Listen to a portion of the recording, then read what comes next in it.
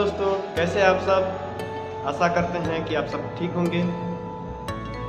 तो दोस्तों, आज हम बात करने वाले हैं यूपी बोर्ड की कक्षा 12 वालों के लिए जीव विज्ञान के मॉडल पेपर पर। दोस्तों, देखते हैं मॉडल पेपर कैसा होता है। तो दोस्तों, ये है हमारा पहला मॉडल पेपर, जिसमें पहला हमारा बहुविकल्पी प्रश्न है कि कौन सा एंजाइम डीएनए खंडों को जोड़ने का काम करता है। तो दोस्तों, लाइगेज एंजाइम जो है 2 डीएनए खंडों को आपस में जोड़ने का काम करता है। दूसरा प्रश्न है कि बीटी जीव विष किस जीवाणु द्वारा उत्पादित होता है।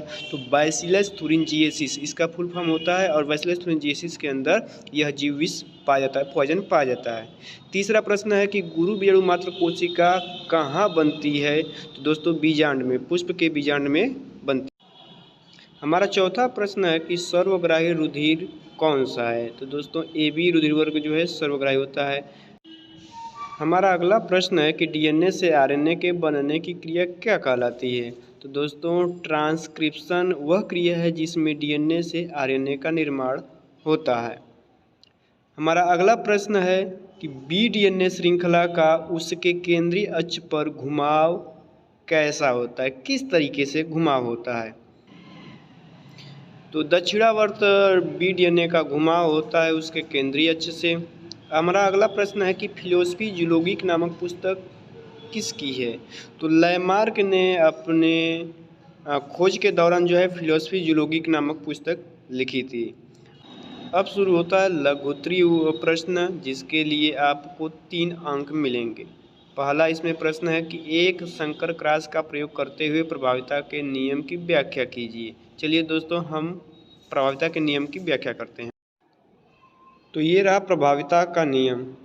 मेंडल के अनुसार जब 2 तुलनात्मक लक्षणों वाले शुद्ध जनकों के बीच क्रॉस या संकरण कराया जाता है, तो उनकी प्रथम पीढ़ी की संतानों में तुलनात्मक लक्षणों में से कोई एक लक्षण प्रकट होता है, जबकि दूसरा लक्षण अप्रकट अथवा दिखाई नहीं देता है। इस प्रकार प्रकट होने वाले लक्षण को प्रभावी लक्षण तथा प्रभावी लक्षण के प्रकट होने को ही प्रभाविता का नियम कहते हैं। ये रहा दोस्तों संकरण, जिसमें लाल पुष्प का संकरण सफ़ेद पुष्प से कराया जाएगा, तो हमें पहली पीढ़ी में लाल पुष्प के पौधे प्राप्त होंगे। इसकी जब दूसरी पीढ़ी हम निकालेंगे या दूसरी पीढ़ी प्राप्त किया जाएगा, तो हम देखेंगे कि दृश्य रूप अनुपात में 3 संबंध 1 के रूप में प्राप्त होंगे, अर्थात 3 ऐसे पौधे होंगे जिनके पुष्प लाल रंग के होंगे, और एक पौधा ऐसा होगा जिसके पुष्प सफ़ेद रंग के दिखेंगे, और उनका जीन रूप जो होगा 1 संबंध 2 संबंध 1 के अनुपात में होगा। तो दोस्तों, आपको समझ में आ गया होगा कि प्रभाविता का नियम क्या है। चलिए अगला हम प्रश्न देखते हैं। हमारा अगला प्रश्न है कायिक प्रवर्धन से आप क्या समझते हैं। कोई 2 उपर्युक्त उदाहरण दीजिए। कायिक प्रवर्धन जब किसी पौधे के जड़, तने तथा पत्ती आदि भागों से नया पौधा उगाया जाता है या बनता है, तो उसे कायिक प्रवर्धन कहते हैं। जैसे आलू, अदरक, शकरकंद, डहेलिया तथा ब्रायोफिलम आदि पौधों में जिस प्रकार से नए पौधे उगते हैं या उगाए जाते हैं या जन्म लेते हैं, तो उसे ही कायिक प्रवर्धन कहा जाता है। तो चलिए दोस्तों, हम अगला प्रश्न देखते हैं। हमारा अगला प्रश्न है वाहित मल हमारे लिए किस प्रकार हानिप्रद है, यानी कि हानिकारक है, और हमें टिप्पणी भी लिखना है PCR पर और प्रतिबंधन एंजाइम पर। चलिए दोस्तों, हम इनके उत्तर को ढूंढते हैं, आंसर को ढूंढते हैं और लिखते हैं। तो ये रहा वाहित मल का उत्तर। प्रतिदिन शहरों एवं नगरों से निकलने वाले व्यर्थ जल, जिसमें प्रमुख घटक मनुष्य एवं जानवरों का मल मूत्र होता है, इसे ही वाहित मल या सीवेज वाटर कहते हैं। इस व्यर्थ जल में एक बड़ी मात्रा में कार्बनिक पदार्थ तथा सूक्ष्म जीव पाए जाते हैं, जो मुख्यतः रोगजनक होते हैं और रोग उत्पन्न करते हैं। दोस्तों, ये वाहित मल शहर और नगरों से निकलने वाला जो नाला होता है, उस नाले के पानी में मनुष्य और जानवरों का मल मूत्र होता है, उस मल मूत्र वाले पानी को ही वाहित मल कहा जाता है। ये रही पीसीआर पर टिप्पणी, जिसमें बताया जा रहा है कि पीसीआर एक प्रयोगशाला तकनीक है जिसमें इलेक्ट्रोफोरेसिस माध्यम द्वारा अलग किए गए डीएनए खंडों की कम समय में ही अनेक प्रतिलिपियां बनाई जाती हैं। इस क्रिया के लिए प्रायः स्थिर ताप enzyme tag DNA polymerase enzyme तथा एक्सोन्यूक्लिएज आदि एंजाइमों की आवश्यकता होती है। इसी प्रकार से हम पीसीआर मशीन में कुछ डीएनए खंडों को डाल देते हैं जिसमें पॉलीमरेज एंजाइम और एक्सोन्यूक्लिएज एंजाइम आदि घुले रहते हैं, और पीसीआर माध्यम जो होता है डीएनए खंडों की अनेक प्रतिलिपियां कम समय में ही लाखों करोड़ों की संख्या में प्रतिलिपियां तैयार कर देता है। प्रायः पीसीआर का प्रयोग चिकित्सा के क्षेत्र में रोगजनक सूक्ष्मजीवों के परीक्षण के लिए भी किया जाता है, और पीसीआर तकनीक की खोज जो है कैरी मुलिस ने 1983 में किया था। हमारी अगली टिप्पणी प्रतिबंधन एंजाइम पर है, जिसमें डीएनए के विशेष अनुक्रमों को काटने वाले प्रोटीन अथवा एंजाइम को प्रतिबंधन एंजाइम या प्रतिबंधन एंडोन्यूक्लिएज एंजाइम कहते हैं। ये एंजाइम डीएनए को इस प्रकार से काटते हैं कि उनके अलग हुए दोनों सिरों पर अयुग्मित समाचार होते हैं, जिन्हें चिपचिपे सिरे कहते हैं। ये सिरे जो होते हैं चिपचिपे होते हैं, जो आपस में जुड़ने के लिए लाभदायक होते हैं। हमारा अगला प्रश्न है कि सहज या जन्मजात प्रतिरक्षा तंत्र और उपार्जित प्रतिरक्षा तंत्र में विभेद करना है। चलिए दोस्तों, हम पहले विभेद करते हैं, उसके बाद सक्रिय और निष्क्रिय प्रतिरक्षा तंत्र में भी विभेद करेंगे कि इनके बीच क्या अंतर होता है और क्या समानता होती है, ये किस प्रकार से हमारे शरीर में कार्य करते हैं। सहज प्रतिरक्षा तंत्र प्रत्येक जीव के शरीर में जन्म से ही पाई जाने वाली, अर्थात जब जन्म लेता है जीव तो उसके शरीर में पहले से ही एक प्रतिरक्षा तंत्र पाई जाती है, उसे ही सहज प्रतिरक्षा तंत्र कहते हैं, जो विभिन्न प्रकार के अवरोध उत्पन्न करके हमारे शरीर की रोगाणुओं से रक्षा करती है और रोगों से हमें बचाती है, उसे ही सहज प्रतिरक्षा तंत्र कहते हैं। और उपार्जित प्रतिरक्षा तंत्र प्रत्येक जीव के शरीर में जन्म के बाद उत्पन्न होने वाले प्रतिरक्षा को उपार्जित प्रतिरक्षा या विशिष्ट प्रतिरक्षा कहते हैं। अगला है सक्रिय प्रतिरक्षा तंत्र। जब जीवों का सूक्ष्म जीवों या रोगजनकों से सामना होता है तो उनके शरीर में एंटीबॉडी का निर्माण होता है। ये एंटीजन यानी कि रोग मृत या जीवित रोगाणु या अन्य पदार्थ हो सकते हैं। इस प्रकार के प्रतिरक्षा तंत्र को सक्रिय प्रतिरक्षा तंत्र कहते हैं। अगला है निष्क्रिय प्रतिरक्षा तंत्र। जब शरीर की रक्षा के लिए बने एंटीबॉडी सीधे ही शरीर को वैक्सीन के रूप में दिए जाते हैं तो ऐसे प्रतिरक्षा तंत्र को निष्क्रिय प्रतिरक्षा तंत्र कहते हैं। जैसे शुरुआती दिनों के दूध में जब दूध का श्रावण होता है उस समय के दूध में उपस्थित जो पीला पदार्थ होता है उसे कोलोस्ट्रम कहते हैं, जिसमें आईजीए एंटीबॉडी उपस्थित होता है। अगला प्रश्न है, हमारे समाज में लड़कियां पैदा होने पर दोष केवल महिलाओं को दिया जाता है, बताएं कि यह क्यों सही नहीं है। चलिए हम पता करते हैं कि महिलाओं को दोष जो दिया जाता है वो सही नहीं होता है, कैसे। तो ये रहा हमारा उत्तर। लड़कियों के पैदा होने पर केवल महिलाओं को दोष देना ये गलत होता है, क्योंकि लिंग निर्धारण पुरुष के शुक्राणु द्वारा होता है। महिलाओं के अंडाणु में 2 यक्ष गुणसूत्र होते हैं, जबकि पुरुषों के शुक्राणु में 1 यक्ष और वाई 2 प्रकार के गुणसूत्र होते हैं। यदि यक्ष वाला शुक्राणु अंडाणु से मिलता है तो लड़की पैदा होगी, और यदि वाई वाला शुक्राणु यक्ष वाले अंडाणु से मिलता है तो लड़का पैदा होगा। इसलिए लड़की की पैदा होने पर महिलाओं को दोषी नहीं मानना चाहिए। हम लिंग निर्धारण जो है इस प्रकार से भी समझ सकते हैं, जिसमें महिलाएं लड़की के पैदा होने पर दोषी नहीं होती हैं। अब देखते हैं अगला प्रश्न, उत्पादक एवं उपभोक्ता में अंतर।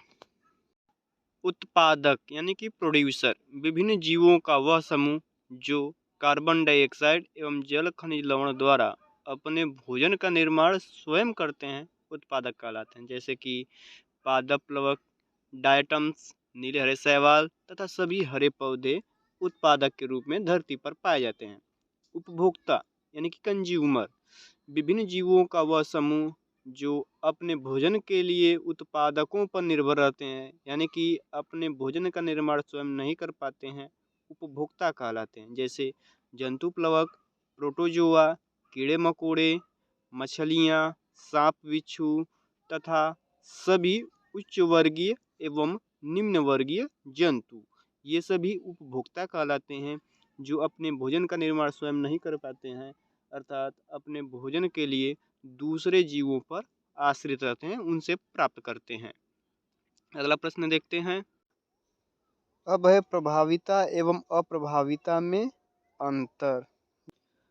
हमने प्रभाविता को पहले ही जान चुके हैं कि जब दो तुलनात्मक लक्षणों के बीच संकरण कराया जाता है तो उन दोनों लक्षणों में से जो लक्षण पहली पीढ़ी में दिखाई देता है अर्थात प्रकट होता है, तो उस लक्षण को प्रभावी लक्षण और उस लक्षण के प्रकट होने की क्रिया को प्रभाविता कहते हैं।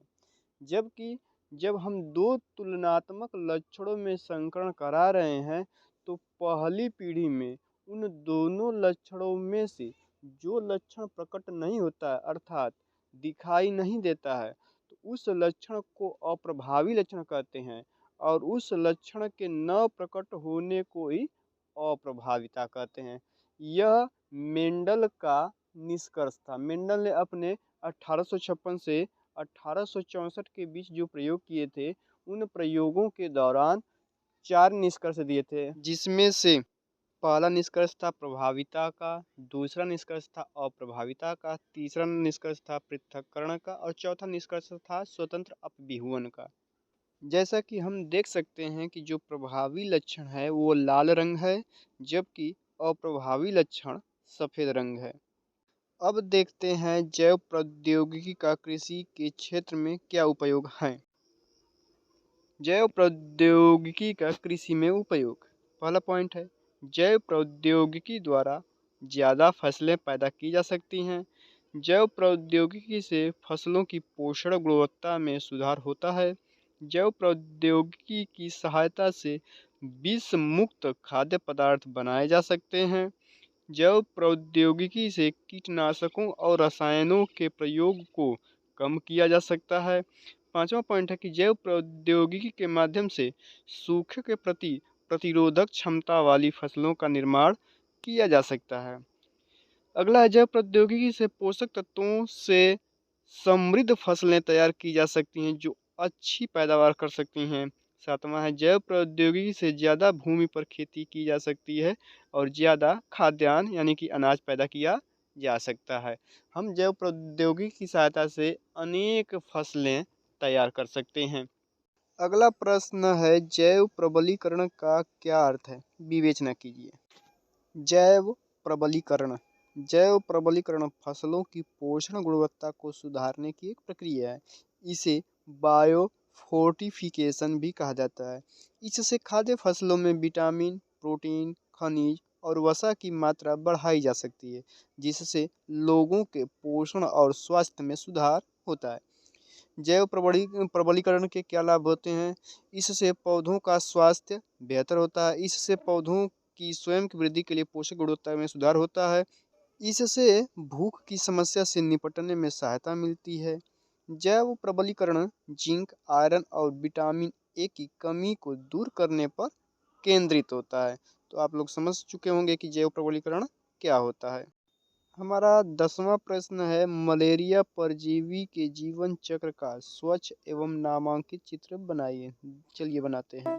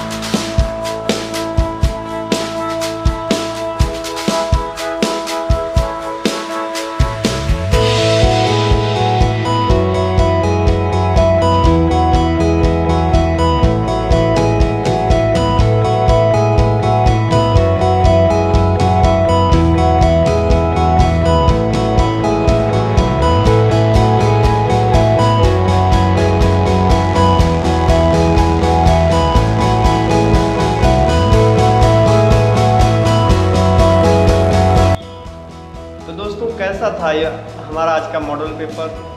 आशा करते हैं कि आपको समझ में आया होगा। अगर समझ में आया होगा तो कमेंट बॉक्स में ज़रूर कमेंट करें। अगर नहीं समझ में आया होगा तो कमेंट ये भी करें कि हम उसे कैसे इम्प्रूव कर सकते हैं, बता सकते हैं। धन्यवाद।